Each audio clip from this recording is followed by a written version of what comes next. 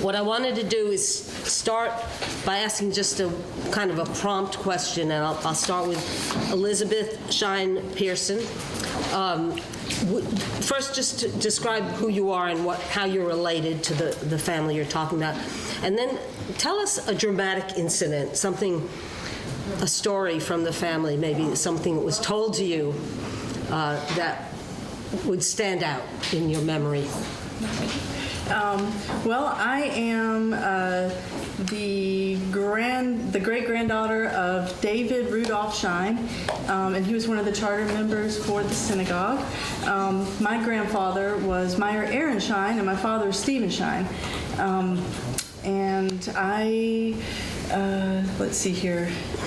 More about myself. I live in Greer, South Carolina. I wish I lived in Beaufort. I miss it terribly. I wish I could. So I guess I don't want to give away too much because then I'll run out of time with my presentation. But the thing that really stands out to me, I have been an avid genealogy buff for years. And maybe 5 years ago, I stumbled upon a newspaper article about my great-grandfather having a run-in with a U.S. senator on St. Helena Island. It thrust him into the national spotlight. It was a Superior Court case, and I don't want to give away too much more than that. You have time. Go right ahead. Okay. So, oh gosh, I'm going to gobble up on the time. So David had just come to Beaufort, had a country store out on St. Helena Island, and as it happened, Senator Don Cameron of Pennsylvania, and also former War Secretary under Ulysses S. Grant, was the president of a hunting club out on St. Helena Island. And one fine morning after a big party that Senator Cameron had thrown, he was riding through his preserve. He saw a group of African Americans walking from the direction of David's store. They yelled at him. They appeared drunk. He became absolutely enraged. And just so happened to come across the landlord, the gentleman who was renting the store building to David Shine, my great-grandfather, and demanded to know why the man had not been willing to sell his property to him, and had instead planned or had decided to rent this building to my great-grandfather instead. Called poor man, his name was Adam Small, closer to his buggy and proceeded to horsewhip him. Adam Small managed to get away. Cameron just decided he would go see David.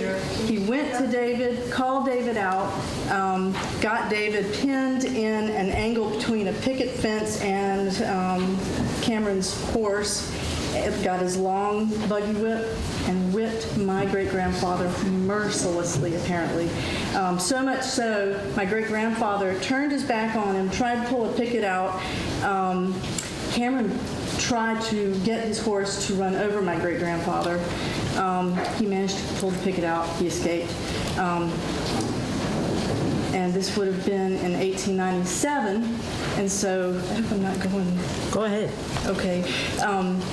So this was in 1897, and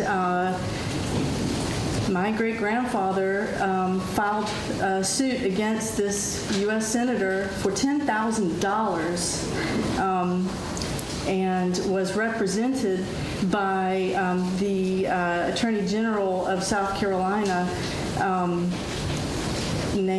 gentleman named G. Duncan Bellinger, and won. He won his case. He did not win $10,000. He won $850, which would be the equivalent of $30,000 today, which my great-grandfather was at the time 19 years old. That was incredible seed money.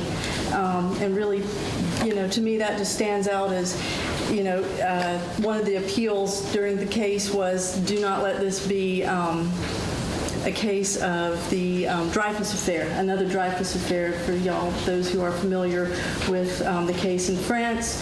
Anti-Semitism won the day over there, and in Beaufort, anti-Semitism did not. Can I ask a question? Yes. Was the owner of the storage of the family was renting, the owner was black? He was black, and he had no recourse. Okay. He was not able, I did not find anything to indicate that he had compensation for having been whipped. So, Elizabeth, you're saying it's an incident of anti-Semitism not winning out, but it sounds like the incident had racial overtones as well. Oh, it definitely did, yeah. Mm-hmm. And it goes to, it does go to show the degrees of, we see these same sorts of examples today of certain exceptions being made. Mm-hmm. So, yeah. Mm-hmm. And I presume this made the newspapers? This made national news. I pulled newspaper articles from New York to, of course, Pennsylvania, where Cameron was from, the senator, to Washington, to Kansas. So it really, and so then I have to say, my dad always told this story. We never knew why this happened. My great-grandfather, when my father was a little boy, would sit on my great-grandfather's lap, and my great-grandfather would say, "Don't go to court." And he didn't know why. And now we know the rest of the story. Wow. Don't go to court. Yes. Well, Fascinating. Barbara, I don't know if you can top that. I do not think But you got some good families. It's going to be tough. Microphones live They're attached to the camera. on the video. Okay, and this We just have to speak. Yeah, you can stand up. We could. Also, point the microphone. No, they're not. If they're not working. Yeah. So if you don't mind, stand up and project. I can project. Who said that?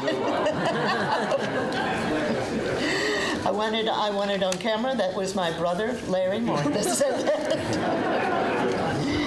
I am Barbara Mark, and I was raised in Beaufort, raised in this synagogue, bat mitzvahed in this synagogue, married in this synagogue. My children were named in this synagogue, and my grandchildren were named in this synagogue.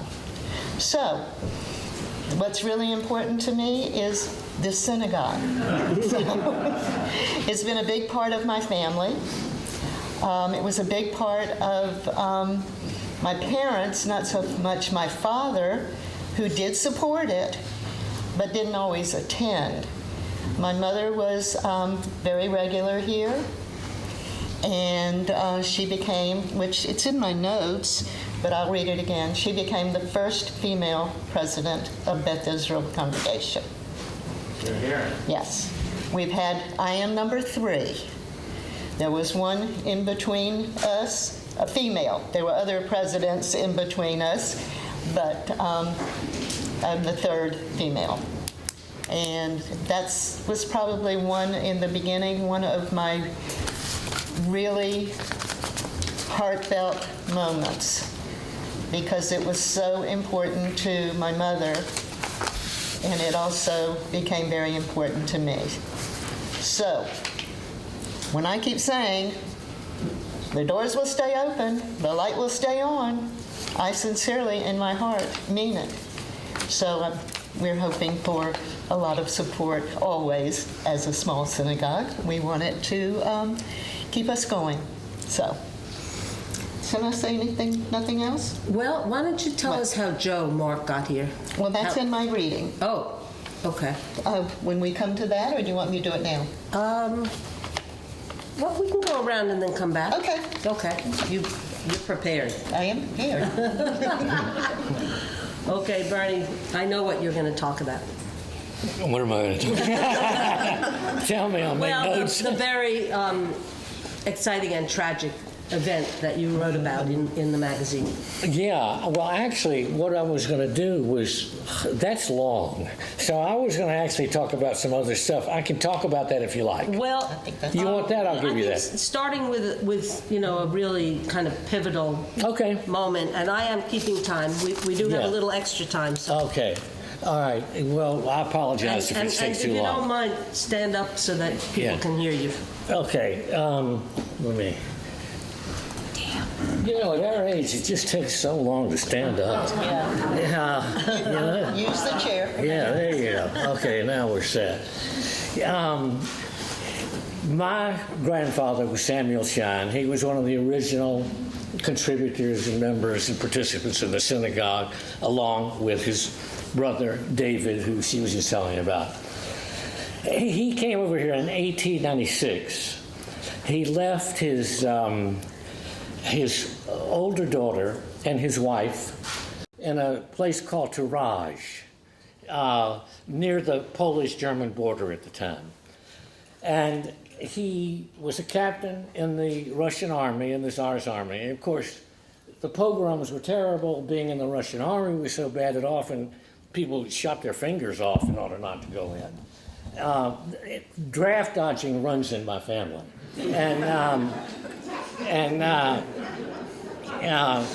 So what happened was he was going to leave, and he took his horse and buggy, went to the border 7 miles away, got the border soldiers drunk, and when they passed out, they're all sitting there telling stories, whatever. Then when they pass out, he crosses the border. So he ends up on Ellis Island, and he does like most other people. There's the east side filled up for peddlers. You go down the coast, you hit Charleston, one of the oldest synagogues in America, filled up. You go to Savannah, the second oldest about synagogue in America. So you come back and you settle in Beaufort. So his store, when you come into Beaufort on 21, right across from the air station was my grandfather's store, okay? And he opened it up.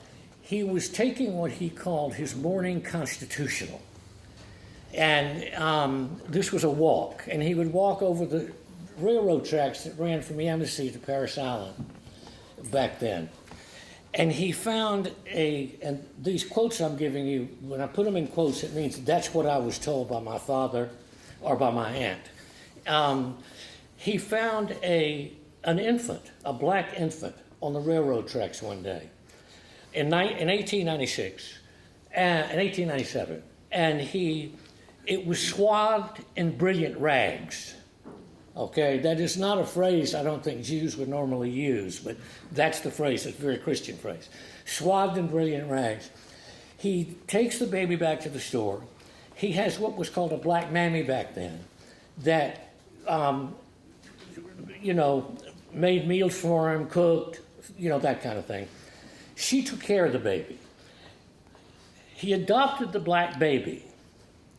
Okay, so this is a Jewish immigrant. You can imagine what happens. Probably speaks broken English at best. And what he's worried about are Cossacks. What he's worried about are pogroms. He's not worried about black people living right around him. He's not worried about white anti-Semites in Beaufort. Okay?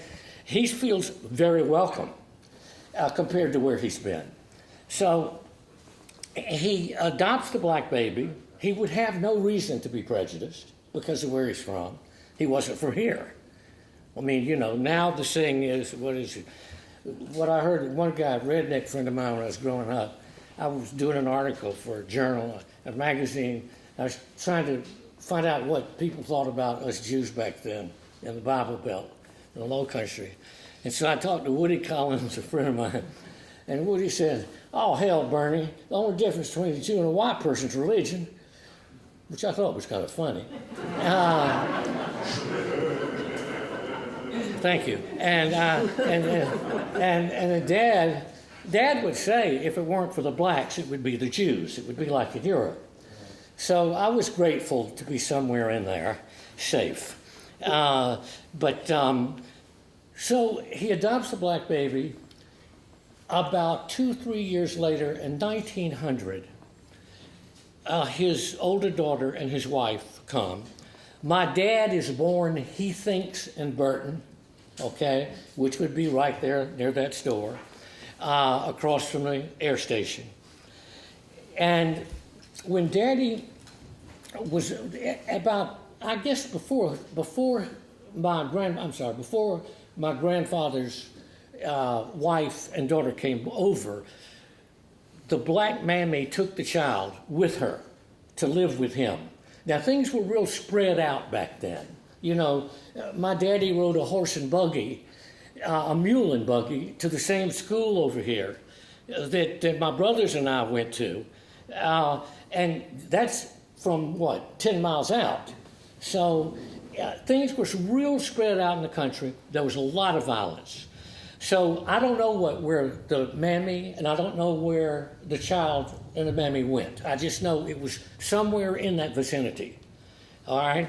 And probably about where Capehart or Laurel Bay is now. Now, here's what happens. My father's here. They have my grandfather has another child, Lena Shine. My father, my grandfather, my grandmother, the two daughters, they all lived, like a lot of people did, in back rooms behind the store, but in the same building. Now, what my father says is that he heard the shots from the back room. They were having dinner. My grandfather was still in the store. My father hears the shots. He rushes across the threshold. He sees my grandmother, Esther. She has a look on her face that, quote unquote, is frozen and glass-eyed. A look that will remain on her face for the rest of her life. My father's quote, she became after that an emotional invalid. My father races across the threshold because he sees my grandfather and his arms are wrapped around a 18, 17, 19-year-old, I can't remember exactly, black man. The black man has a gun. He's already shot my father. There's blood spurting from a vein in his neck. He's trying to hold the gun hand so that the assailant can't raise the pistol and shoot my father, who's come running towards him, scrambles across the counter. There is a long fight in the store between my grandfather and that man's gun. And it goes back and forth. People used to, I don't know, Barbara, if y'all remember this or not, Billy, people used to talk about Daddy's grip. Daddy was a small man, but he had this great grip. And when he opened his own store on Bladen Street, just a few blocks from here, if there were unruly customers or drunks who came in the store, then he just offered to shake their hand. And he would have them hopping and squealing out the store. And so this was a man who had faced violence, and he ends up dismissing drunks from his store with a handshake. And I think that's who my father was. But this battle, this gun battle, is going back and forth, the flour sacks spilling out. And finally, my dad is able to maneuver the gun so that this man is looking at the barrel. The man plunges through the storefront window into the night.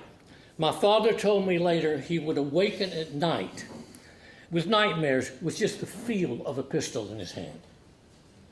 With just the feel of it in his hand.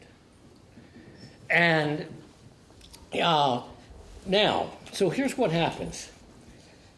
My grandfather would tell my father, Morris, don't leave the cash drawer open. It attracts thieves. About 9 o'clock at night, he had left. The door was locked. He had left the cash drawer open. A guy's tapping on the window, wants cigarettes. It's this man. It's the assailant. He lets him in to give him cigarettes. He sees the door open. Okay? That's when the battle ensues. my grandfather was dead right away. When we were, I'm afraid this is going too long, but when we were, You got 2 more minutes. okay, that's what I was afraid of. Well, when I was little, when I was in the 5th grade, Mom knew I was really lazy, and she sent me to Dad's store to work, which I really entertained him, and so he gave me the money for that. But we would go to Reverend Meyer's house on Duke Street, very poor, destitute. Polio season, he had 2 children with polio braces. And Daddy would load up the car, and we'd take it and we'd put it on Reverend Meyer's porch. And Reverend Myers would come out. They were old friends. And Reverend Myers, as poor as he was, would always give this little boy a nickel anytime he came in the store, okay? And he would come out, we'd pile it up, and Daddy would say, Reverend, it's a great world if it don't weaken. How's the world treating you? Just fine, Mr. Shine, just fine. Can we help you get these groceries up into the house? Well, you knew the answer was no, because they were poor and didn't want their house on display. And Daddy knew that. And then he'd leave and he'd say, you got them all, everything's okay then? Oh yeah, Mr. Shine, we'll manage. I had no idea back then, y'all. Just no idea what we'll manage meant. To a black man who was destitute, the sweetest man in the whole world, poor as a church's mouse. But what I noticed was that Daddy never charged him.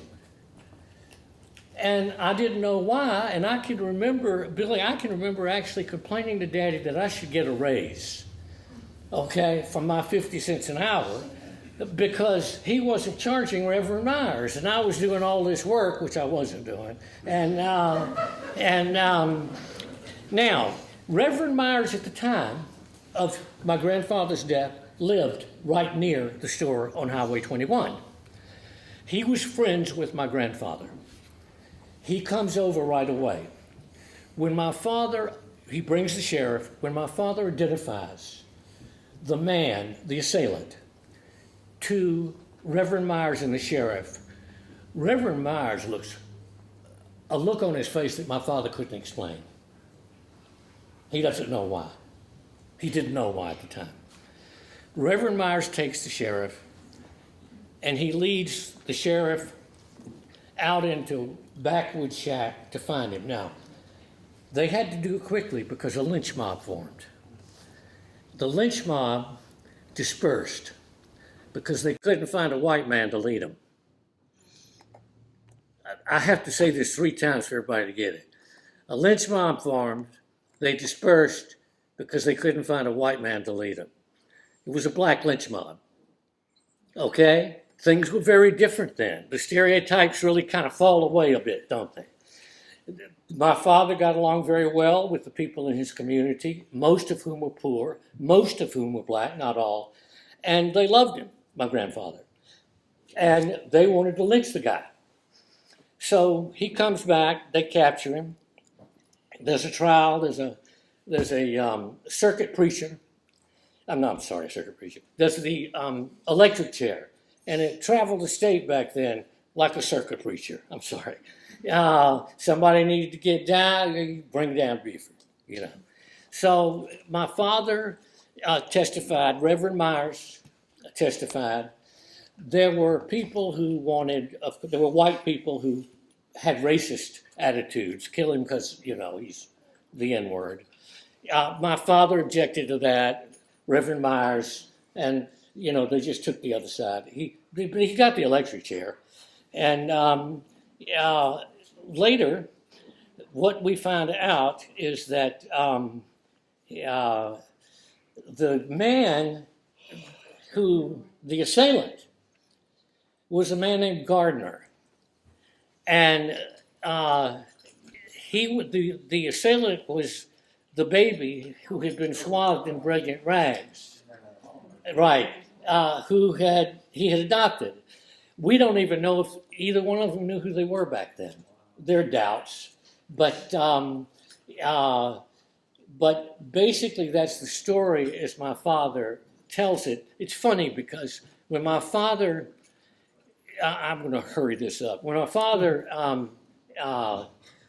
died, his store was on Bladen Street, just a few blocks down. That's in the middle of the slums back then, what's called the Northwest Quadrant. The small Jewish corner grocery stores. And when he died, the cemetery, if you haven't seen it, it's so simple and elegant, beautiful. And when he died, it's surrounded by wrought iron gates. And what happened is there was a bunch of people there, and Reverend Myers, I believe it was either his son or his grandson. Okay, a guy named William, I remember, I didn't know him well, was there. And what I saw on the outside, it was on a Saturday, but all these black kids were walking by the cemetery in their Sunday best, in their white clothes. But it was a Saturday. And they had these shoes, and they were tied over their shoulder. And I couldn't figure it out. They were just walking past. So I asked Reverend Myers' son, I said, William, what's that about? And he said, their parents have told them to make sure they're dressed in their Sunday best. And make sure, because the shoes have taps on them, and they go clickety-clack down the sidewalk, that they tie them over the shoulders so as not to disturb Mr. Shine at Peace. And that's really basically that I'm gonna have to sit down. It's too long, that story. It's almost a parable. Let's put It that really way. is, yeah. Yeah, it's very interesting and very complicated. And I think both of these stories speak to a level of violence and that we don't often talk about as historians. You know, we kind of talk about the triumphs and the successes, but there were some very rough times, especially for these crossroads merchants. And Oh, that was so violent. I know there are other incidents, but Yeah. I'm going to turn the podium over to Helen, who does not have to stand up. Do you just want a little anecdote, or do you want the whole? Let's start with an anecdote, and then we'll come back around, but we're going to skip Bernie next time. There you go. I agree. I have no wonderful anecdotes except one that's sort of funny. My grandfather, who was pretty progressive, went to the St. Louis World's Fair in 1904, and he came back with the first Burroughs adding machine ever to come to Beaufort. And that's my story. And there's a picture of it in the magazine. Wow. Philip. Well, thank you. I've been given a lot of extra time by the lady to my left, and Bernie's eaten most of it up.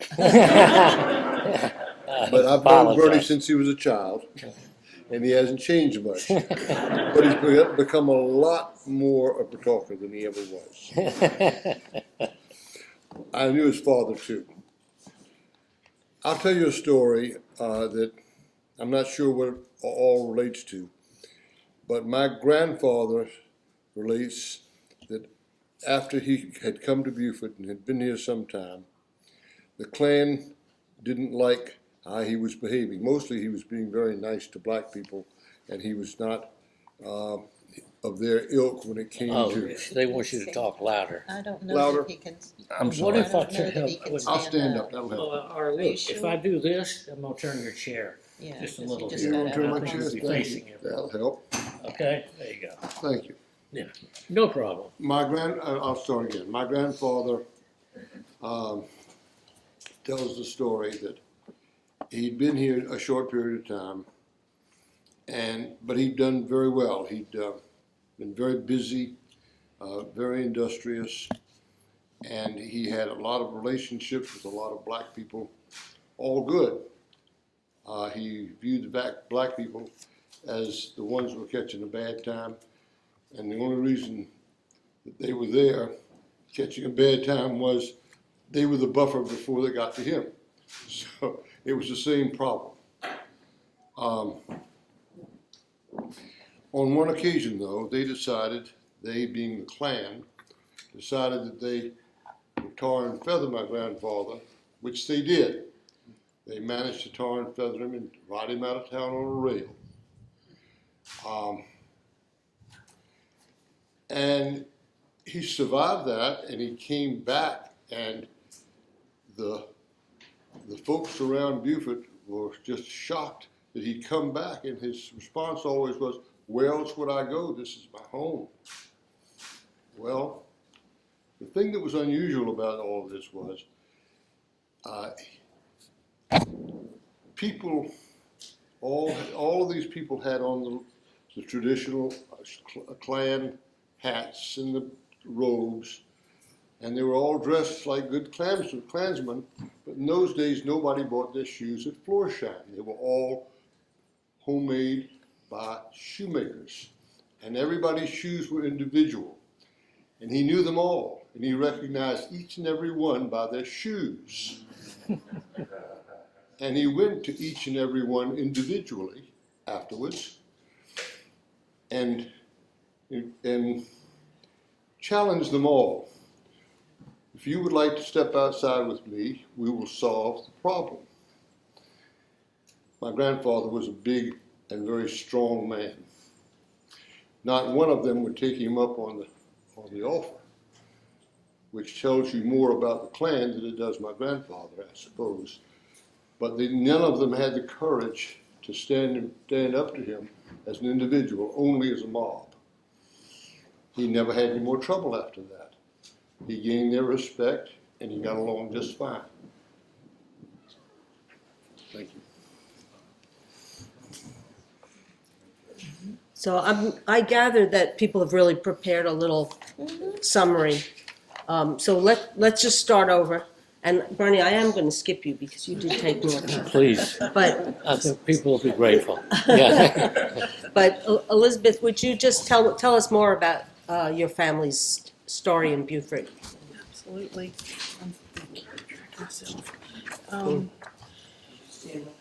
Absolutely. Okay. So, phrase some.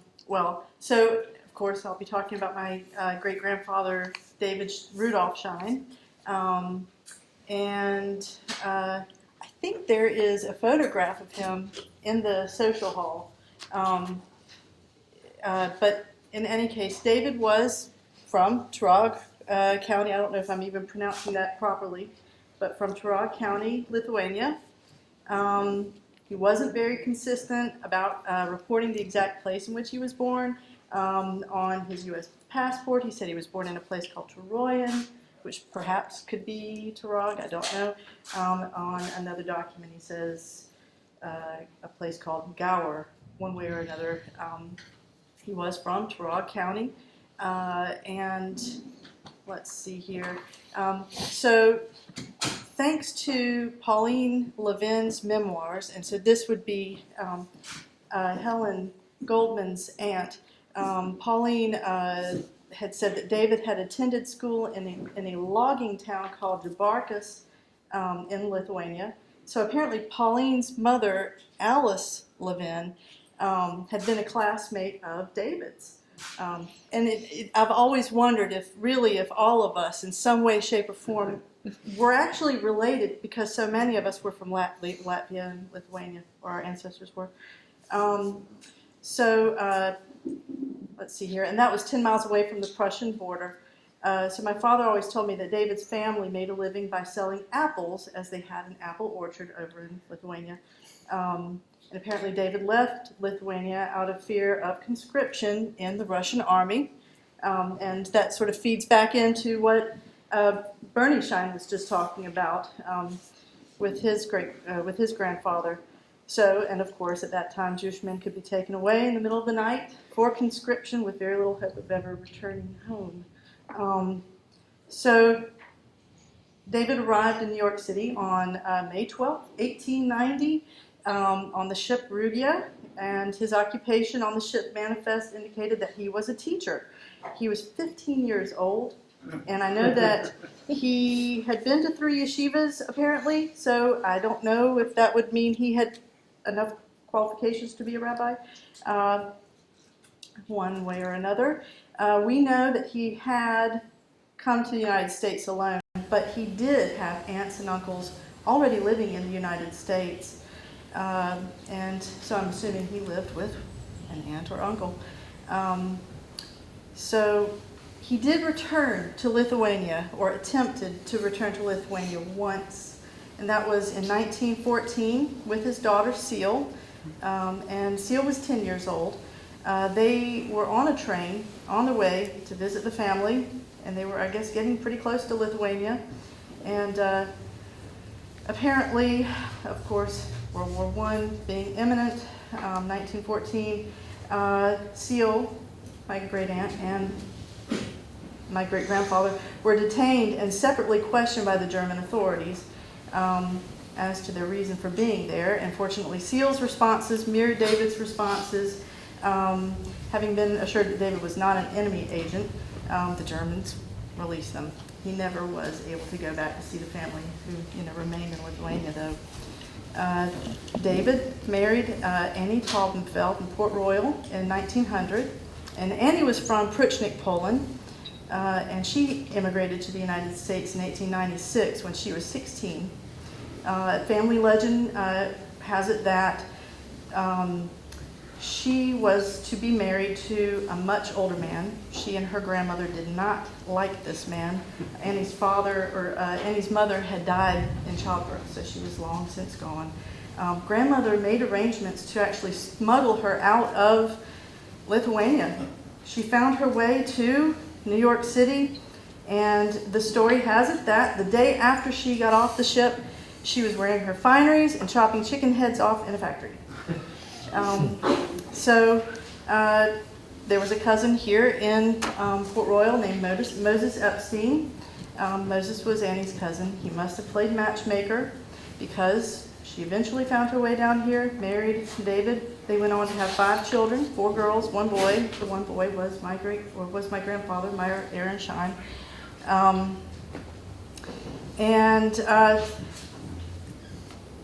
They had the first 3 children in a house located, actually, we have established, in the very location where Charles Kresch's practice had been, 1002 Bay Street. And of course that building was raised to make way for Dr. Lipsitz's practice. But that is where the first 3 children were born, including my grandfather. And Annie and David had a dry goods store on Bay Street. And this eventually became a clothing store.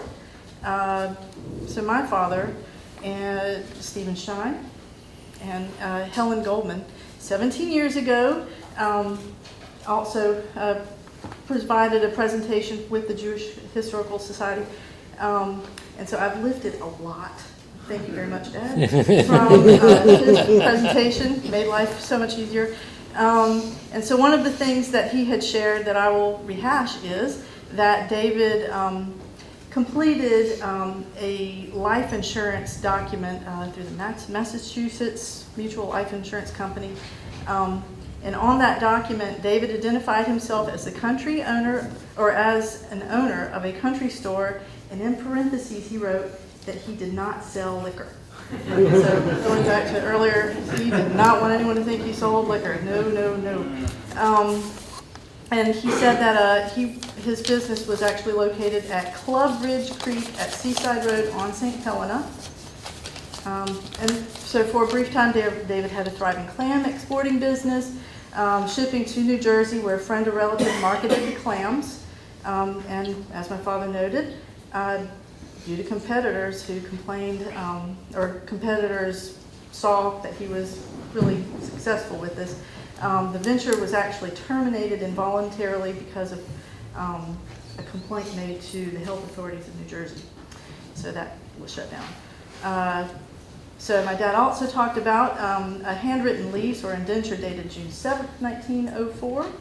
And this document had David granting a 1-year lease on property known as Shine's Store at Fort Fremont to Sidney Stafford in St. Helena. And the lease included 1 acre of land and 2 buildings. And this was one of several stores which David had opened on St. Helena. Like so many other Jewish entrepreneurs in Beaufort, David was also involved in farming. And so he had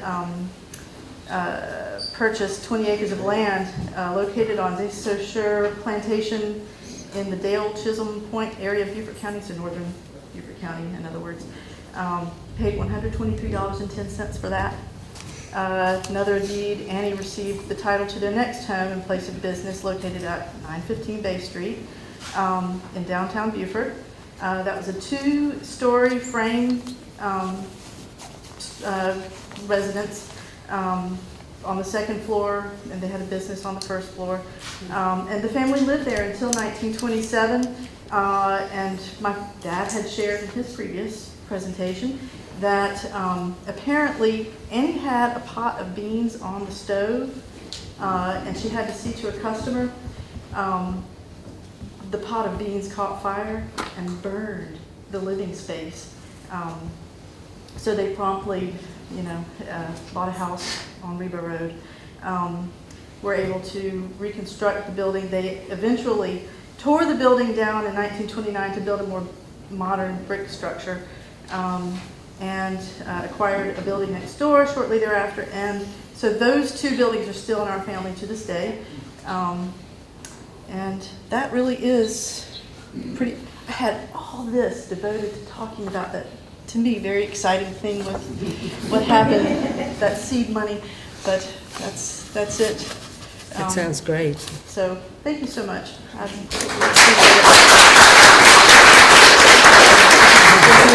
So, if you don't mind, Helen, we're going to skip over to you, and you're next. Okay. Well, in 1880, a young Jewish couple, Greta and John Levin, were living like other young Jewish couples on Bay Street, where they had a mercantile business. And they had 2 sons, Alexander and Sam. Sam, who would later become the father of Junie Levin, whom many of you know. So this story of conscription rears its ugly head again because Greta is very worried about her brother Morris, who is in Lithuania, in a little town called Georgianburg. And she's worried about his safety, and she and her husband John send for him. So just exactly how he got there into the United States is unclear, but we think he landed in Baltimore because he went to work briefly as a laborer in Baltimore. And what we think is that he did this in order to acquire a little bit of money so he could begin his new life and just even get down to Carolina, where his sister and her husband were waiting for him. So when he came to Beaufort, he moved in with Greta and John and their 2 little boys, and he worked in the store and helped take care of the children. We know that he babysat frequently because there are stories about him taking care of the 2 little boys when the parents went to New York for a buying trip, and because he was worried about water coming up during the hurricane, coming into the store, he put the boys to sleep on the counter where they spent a peaceful night, it's said. So eventually he had enough money to buy a store, which he did, probably underwritten with the help of a relative. And he bought this store in Port Royal, and his Port Royal at that time was a major port. And Morris's business was selling his wares to the people on the ships. And he then, the first child, Pauline, was born there in Port Royal, and then the family bought a new store in Beaufort. And for those of you who may be downtown tonight, the store is on the corner of West and Bay Street, and it's now Nancy Rhett's Gallery. So it was there that Morris and Alice, I forgot to say that he sent for Alice, who came in 1895. They had their, they raised their family above that store, and there were 6 children. They were Willie, Buster, Pauline, Bessie, Stanley, and a little boy, Melvin, whom I'll talk about in just a minute, who died at age 5. So somehow these children got wonderful educations. And the family legend is that each one helped the next one until they all had their degrees. And they had degrees from good schools, Clemson, the Citadel, Winthrop, but at any rate, they all became professionals. Two aunts were teachers, one was a lawyer, one was an architect, and my father, who became a physician. So they raised these children above the store, but meantime, the community, and there were quite a few young Jewish families, felt the need for some spiritual home, a synagogue. And so in, I believe it's 1905, they acquired a charter from the state of South Carolina to build a synagogue, which was finished in, was dedicated in 1908. And it was a big ceremony. Many of the non-Jewish residents of the town came. Rabbi George Solomon came from Savannah to officiate, and Morris Levin was part of a procession that marched through the synagogue. He was treasurer at that time, and he later became president. So 1908 was a year of celebration because of the building of the synagogue, of the dedication of the synagogue, and it was also a year of great sadness because this young child, Melvin, whom I mentioned, was 5 years old, and he died of a heart defect, which today would have been curable. He was what we would call a blue baby. And so the very sad part was sad, and it was a good thing, was that there was no place for him to be buried in Beaufort. And so my grandfather, with a friend, took this little boy by boat to Charleston, where he's buried in what we've had a hard time finding. It said, the review said Brit Shalom, but nobody seems to be able to find that grave in Charleston. So he's sort of the mystery in the family.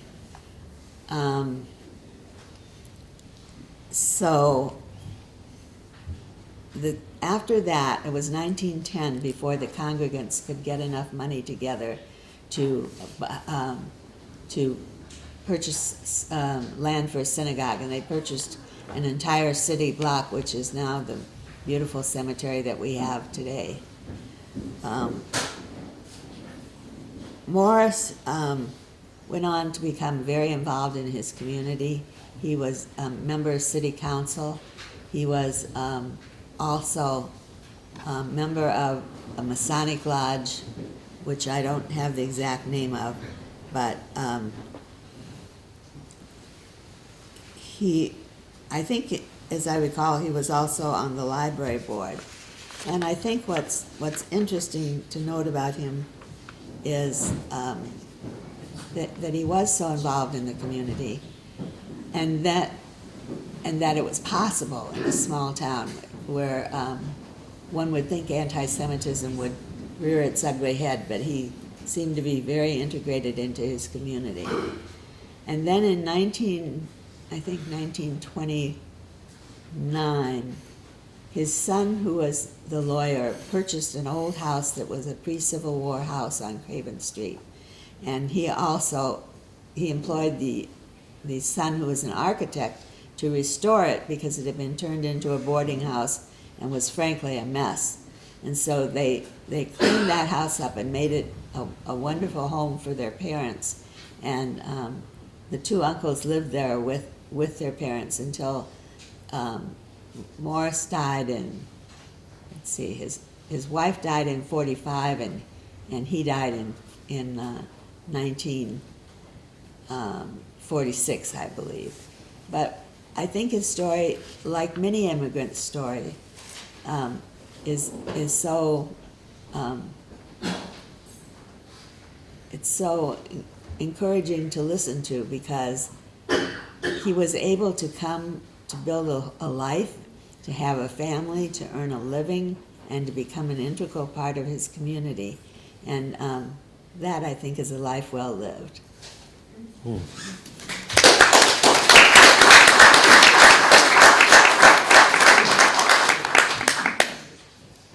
Philip, would you like to go next?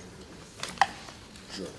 I did think about Hadn't it. thought about it. Okay. You surprised me. We'll come back to Barbara in a minute. I'll see if I can stand behind the chair this time. Yeah.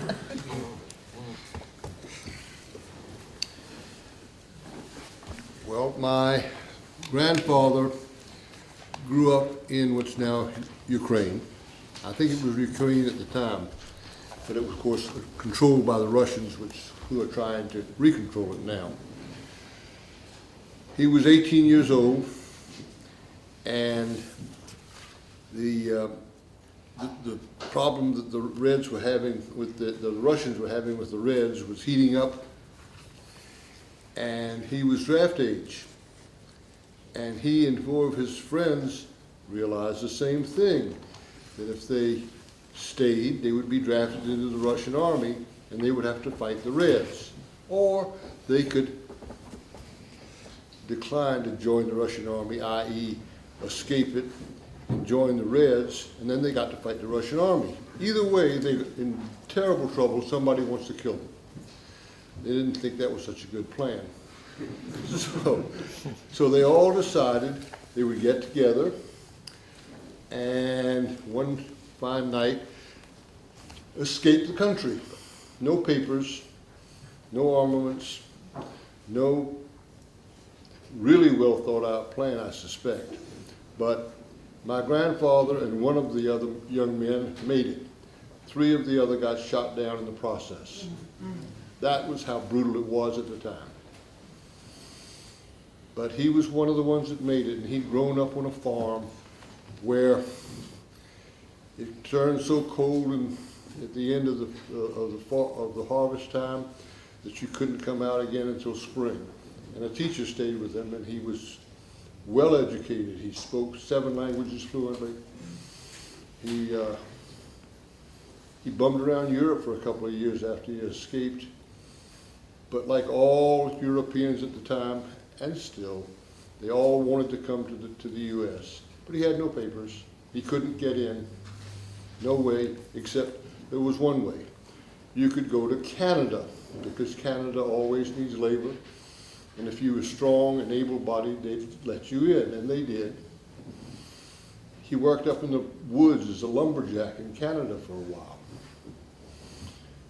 But, of course, he had family down in Boston, and the matchmaker wasn't far away. They never are. And they found him, and he got married to who became my grandmother, and he took her away to Canada after living there for a short time before they caught him. And he and his wife had 2 sons in Canada before they came to the U.S. By that time, he'd raised up enough money to be able to bribe a border guard to get in, and he didn't have any papers then either. And the border guard asked him what his name was, and he told him, and the border guard said it wouldn't do. Young would be a good name. And that's how it got to be Young. He kept migrating further south. My father was born in Pittsburgh, and he would migrate further, have some more children, whatever. Ends up in Charleston. He grew up on a farm. He's looking for good farmland that he can afford. He heard about this little farming community in Beaufort. He went. My father was 2 years old by then. Hooked up the horse and wagon and said, okay, this will be the place. And he never left. He raised his family here. They had altogether 9 children, 7 of which lived. That wasn't uncommon in those days. And I became one of 27 grandchildren as a result. We were a large family. We were all, those of us who lived in Beaufort, and even those who didn't, some lived in Hampton or some lived in wherever close by they lived, they all came to Beaufort. And I was bar mitzvahed here. I went to high school here until I left. We had no rabbi when I started, but we had a shepherd. For those of you who don't know, that's the chicken killer that does it the kosher style. And he taught me and got me prepared as well as he could for bar mitzvah. And then we got Rabbi Fisher, and he finished it off. He was a wonderful man. And his wife was a piece of work. She had hats. She never ever got wet.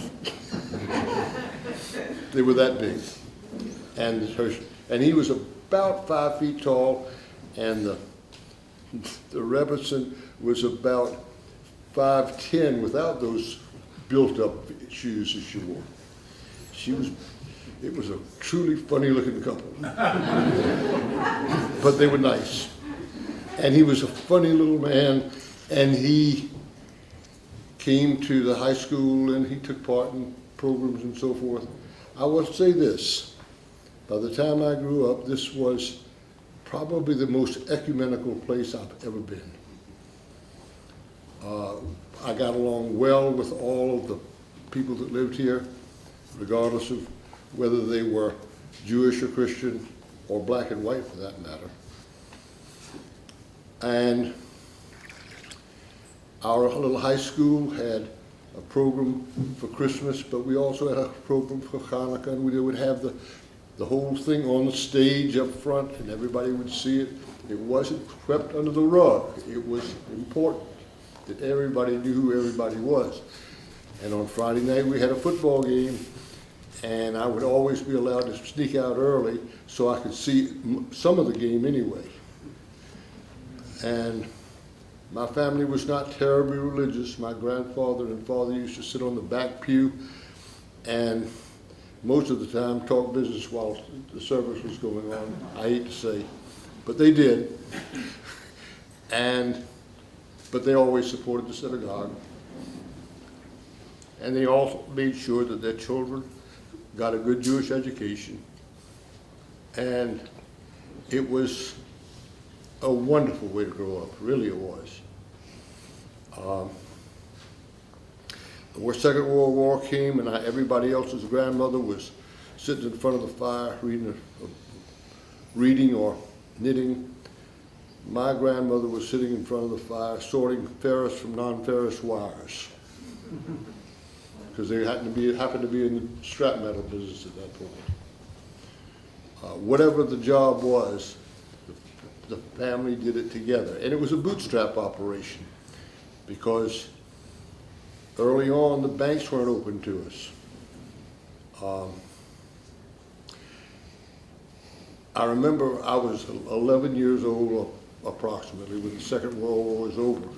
My father said I was going to be allowed to come to a family meeting. Children were not allowed. I could come, but I was not to speak, just to learn how it was done. And I sat there. My grandfather presided. His sons and sons-in-law sat around the table, and he looked at each one, and he pronounced an amount, an assessment, if you will, that each one would come up with, because it was the turn of the next one to go into business. That's all.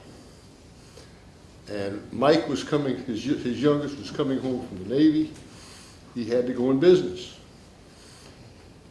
They raised $18,000 going around the table, and my grandfather said, "That's not quite enough, we need 20. I'll put in the last 2. And that's what he did. And he opened, God help us, an ice cream parlor. With that many children, he was in terrible trouble. In almost no time, we broke him, and he got out of that business. But his brother-in-law had already opened up a jewelry store, so he had all the connections for that. And so he worked with Uncle Ben for a little while, and then decided that he would go upstate a little bit to Hampton and open up a jewelry store himself. But even then, and then his brother, the brother-in-law also did the same thing, opened one up in Johnson, South Carolina. But even then, they all went to the trade shows together.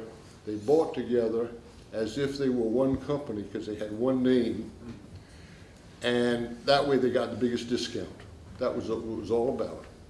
And then they would divide up the merchandise, absolutely, no problem. And that's what they did. My grandfather did the same thing in his business with all the competitors, so-called. My brother's going to talk in the next session about the family businesses, so I won't get into those.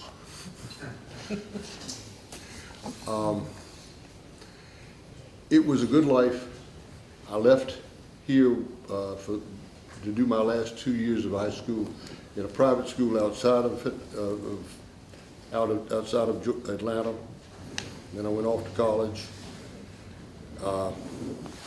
Good life. I didn't get back because I married somebody that wanted to stay close to the university, and I didn't have one here. Too bad. But that's the only reason I always wanted to come back here. I still love it. Thank you.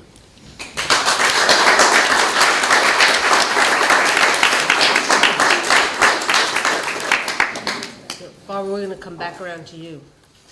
Oh, it's my turn now? Yeah. Okay.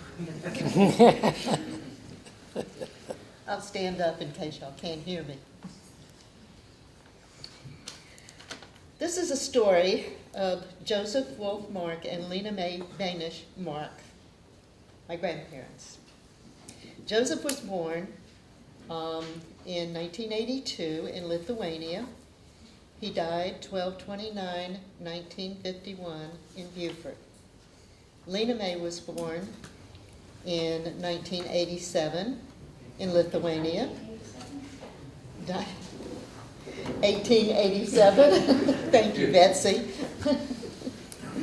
And died in 1965 in Beaufort. Joseph arrived in New York aboard the vessel Pretonia on September 29, 1904. He came to Beaufort as he had a sister here, Esther Mark Shine, my cousin. Yes. He also had a brother, Abram Don't Mark. be embarrassed. Yeah. He also had a brother, Abram Mark, in the United States, who died in 1944, and he is also buried in Beaufort. Lena Mae joined Joseph 8 years later after a lengthy written correspondence. Lena and Joseph were married in 1912 in Asheville, North Carolina, at the home of relatives, the Michaloves. Lena traveled by train from Asheville to Yamasee, where she was met by Frankie Lawrence, Joseph's chauffeur. Lena had completed her education in Lithuania, but she could not understand a thing that Frankie said. Joseph was established in his business, J.W. Mark, General Merchandise, in the community of Burton in Beaufort County. They had 5 children, 4 girls, 1 boy. They resided in a large apartment above the store. They all went to public school in Beaufort. They either were driven to school or they took the bus. Ernest, most of the time, who's my father, rode his horse to town. And he parked his horse in the neighborhood near the school, and he did attend, I think mostly attended. The girls graduated from Beaufort High School. Ernest was sent to Carlisle Military Academy for his education, and he graduated. He did well and graduated from there. In the 1930s, Lena Mae and the children moved into town. Joseph joined them in 1940. After his store was destroyed by a storm, the building had fallen on him, and he was rescued by his employee and friend, Frankie Lawrence. The family lived at 506 Craven Street. Joseph had a liquor store in Beaufort. Eventually, they moved to a house on Revolt Road. They were members of Beth Israel, and they moved to, eventually, when Joseph passed away, Lena remained on Revolt Road until her son Ernest built her a home on New Street so she could be close to us on Craven. Both are buried in the cemetery here.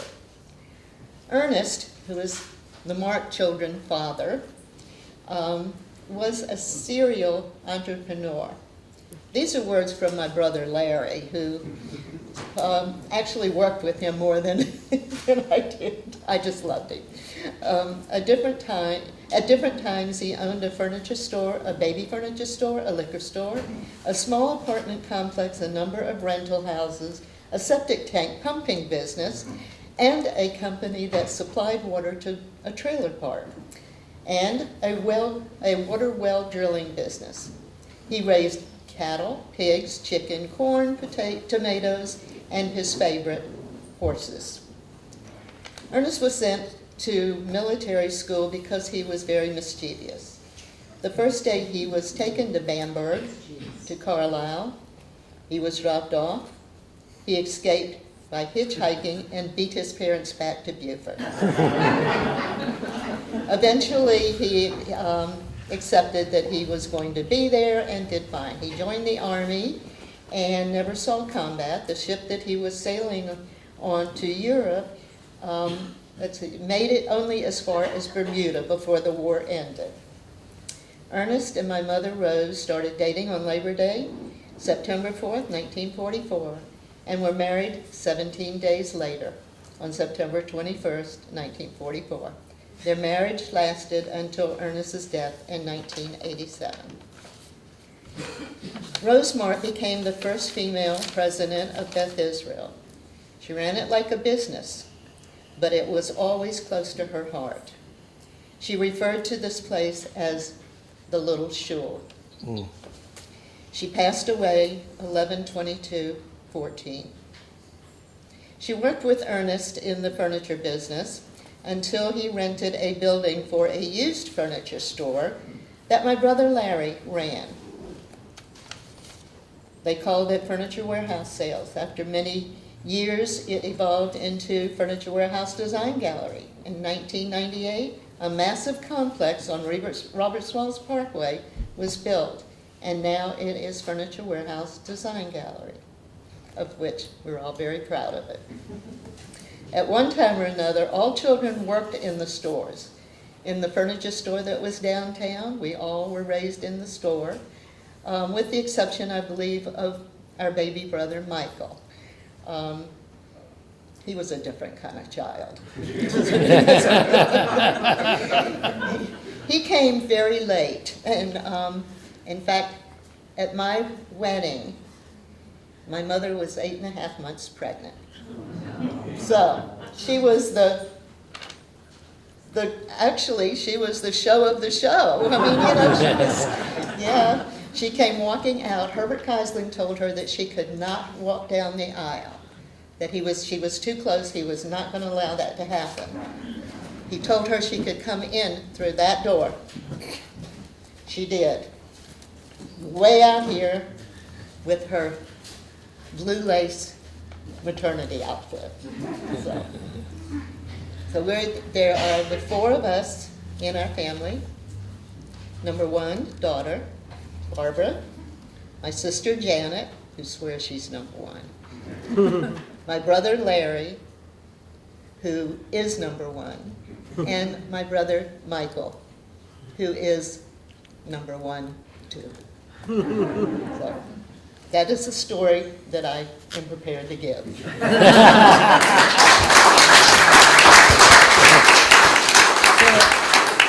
Leaving a little time for break, Bernie has one more short story. Bernie doesn't know what short means. That last one was short. When people, this is a more a present, or at least not so long in the past story. But when people would say, well, what was it like growing up Jewish in the Low Country? And there are a lot of answers. Certainly, if you ever watched Ozzie and Harriet, you realized your family was very different from the other Gentile families here.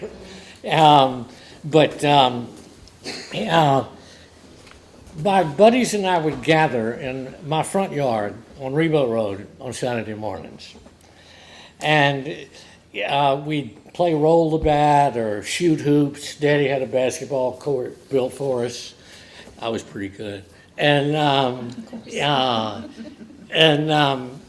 we would sit there and we would argue. We were always just outdoing each other, always competitive. Me, Butch, Paul, Dick, C.G. Bell, all of us. And because I was more or less like most Jews, the Jew with the runaway tongue compared to theirs, okay, I had no problem with these arguments and discussions. I won them all, except for one morning, okay? Mom is inside practicing her scales on the piano. I'm outside with my buddies in the front yard. And somebody starts talking about background. And then somebody says, who are your people? Now, this is a distinctly Protestant, in my mind, question, okay? Who are your people? You know, in other words, what role did they play in the Civil War? Did they help sign the secession papers? You know, so forth. And then they would all come up with these tepid, those photographs that are beige, that are, what do you call them? Sepia. Yeah. And, you know, you'd have my great uncle rode with Robert E. Lee. Then you'd see the picture, and you've got this poor, gaunt, starving guy, about, you know, number 27,000 in the ranks. But mine was at the Session House when the papers were signed. All of these, John C. Calhoun was my great-great-grandfather. All right. And I'm sitting there thinking, I've never heard of this in my life. Background? Background? I mean, what the heck are they talking about? I was absolutely baffled. And who are your people? Well, who are my people? I mean, who are my people? What the heck are they talking about? And so what happens is I said, excuse me, fellers, I got to go get my pocket knife. You know, back then you'd play that stupid game, you know. Yeah. And so I'd go in. Mom was practicing her scales, okay, and I'd stop her right there. And I said, Mom, what is background? And how come we don't have any? Okay? And she knew immediately. She knew immediately what I was talking about. And she said, now, Bernard, you go back and you tell your buddies that your ancestors and people, she said, are the pillars of modern civilization. And now, I was not the brightest bulb in the room, I have to tell you, and she knew that. She said, repeat after me. Our ancestors are the pillows of modern civilization. Okay. All right. She let that go. Okay. She wasn't looking for an A here. All right. And she said, Freud, Einstein, and Marx. Well, I had my answer. Y'all, I went outside. I just burst through the screen door right out there in the front yard. They were all waiting. I mean, they were surprised you could have put little golf balls in their mouths, you know. So I go out and say, guess who my ancestor was? Who? Groucho Marx. And you were speaking the truth. I can't tell it as long as you, no matter how much you shorten it. But it's never mind. No, I'll pass. No. Go ahead, Philip. Yeah. You be the wrap-up hitter Wrap here. it up. Wrap it up. Well, about the only time that I ever encountered abject, outright awful anti-Semitism, there was this young man who just insisted that all the Jews were no good and the Jews were causing all the trouble in the world. And I looked at him and I said, William, why are you saying that? Don't you read your Bible? It says, the Hebrews says this. He says, Those weren't Jews, those were Hebrews.